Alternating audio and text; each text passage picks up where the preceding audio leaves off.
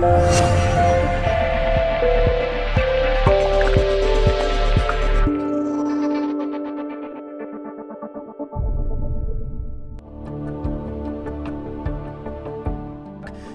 सेविका, कवि और वंचितों की आवाज उठाने वाली सावित्रीबाई ज्योतिराव फुले, जिनके जीवन और कृत्यों के बारे में अभी भी देश के बहुत सारे लोग नहीं जानते। यहाँ तक कि बहुत सारी महिलाएं भी इस बात से अनजान हैं कि अगर वे आज शिक्षित हैं, रोजगार के योग्य हैं, तो वो आखिर किसके प्रयासों के चलते हैं। सावित्रीबाई फुले का जन्म 3 जनवरी 1831 को पुणे से 50 किलोमीटर दूर पुणे के नैगांव में हुआ था। 1840 में 10 वर्ष की उम्र में उनका विवाह ज्योतिराव के साथ हुआ था, जो कि उस समय 13 वर्ष के थे। उन्होंने एक बालक को गोद लिया था, जिसका नाम उन्होंने यशवंत रखा। ज्योतिराव ने अपनी पत्नी को घर पर ही पढ़ाया और उन्हें शिक्षिका के तौर पर प्रशिक्षित किया। बॉम्बे गार्जियन के 22 नवंबर 1851 में प्रकाशित एक खबर के अनुसार उनकी आगे की शिक्षा की जिम्मेदारी ज्योतिराव के मित्र सखाराम यशवंत परांजपे और केशव शिवराम भावलकर ने संभाली। सावित्रीबाई फुले भारत की पहली महिला अध्यापिका थी। घर की देहरी लांघकर बाहर पढ़ाने जाने के उनके इस कदम से आधुनिक भारतीय महिला के सार्वजनिक जीवन का प्रारंभ होता है। उन्होंने अपने पति ज्योतिराव फुले के साथ मिलकर महिलाओं की शिक्षा के लिए महत्वपूर्ण काम किया। 1848 में उन्होंने देश में पहली महिला स्कूल की स्थापना की, जिसके बाद वो 5 अन्य विद्यालय खोलने में सफल हुई। 5 फरवरी 1852 के एक आवेदन पत्र के अनुसार लड़कियों के लिए पहले 3 स्कूल 3 जुलाई 1851, 17 नवंबर 1851 और 15 मार्च 1852 चिपलू नकरवादा, रास्तापेट और वेडलपेट क्रमशः शुरू किए गए। सावित्रीबाई फुले इनमें से सबसे पहले स्थापित स्कूल की प्रधानाध्यापिका थी। एक ऐसी महिला जिन्होंने 19वीं सदी में छुआछूत, बाल विवाह तथा विधवा विवाह निषेध जैसी कुरीतियों के विरुद्ध काम किया, उसे हिंदुस्तान ने भुला दिया। क्योंकि उनका जन्म एक दलित परिवार में हुआ था, उन्होंने भारत में नारी शिक्षा के लिए महत्वपूर्ण योगदान दिया। भारत में सावित्रीबाई और उनके पति दोनों ने मिलकर शूद्र एवं स्त्री शिक्षा आरंभ कर नए युग की नींव रखी।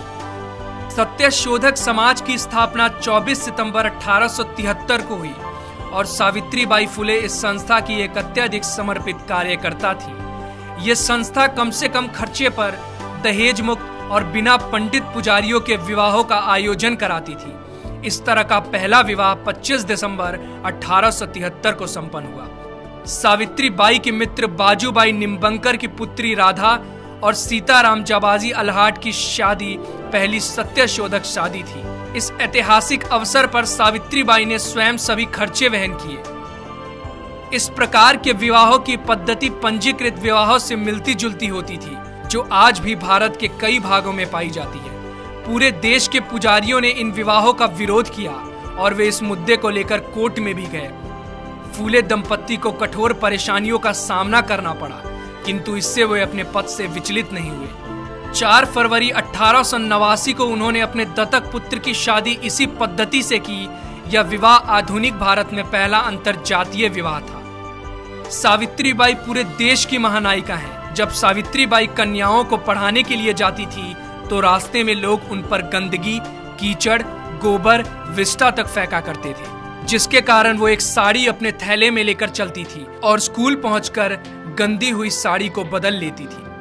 महात्मा ज्योतिबा फुले की मृत्यु सन 1890 में हुई। तब सावित्रीबाई ने उनके अधूरे कार्यों को पूरा करने के लिए संकल्प लिया। अगले साल 1857 में प्लेग की भयंकर महामारी फैल गई। पुणे क्षेत्र में प्रतिदिन सैकड़ों लोग इस प्रकोप में मर रहे थे। सावित्रीबाई ने यशवंत को छुट्टी लेकर आने को कहा और यशवंत के लौटने पर उनकी मदद से उन्होंने सासने परिवार के खेतों में एक हॉस्पिटल खुलवाया। वे बीमार लोगों के पास जाती और खुद ही उनको हॉस्पिटल तक लेकर आती। हालांकि वो जानती थी कि एक संक्रामक बीमारी है, फिर भी उन्होंने बीमार लोगों की सेवा और देखभाल करना जारी रखा।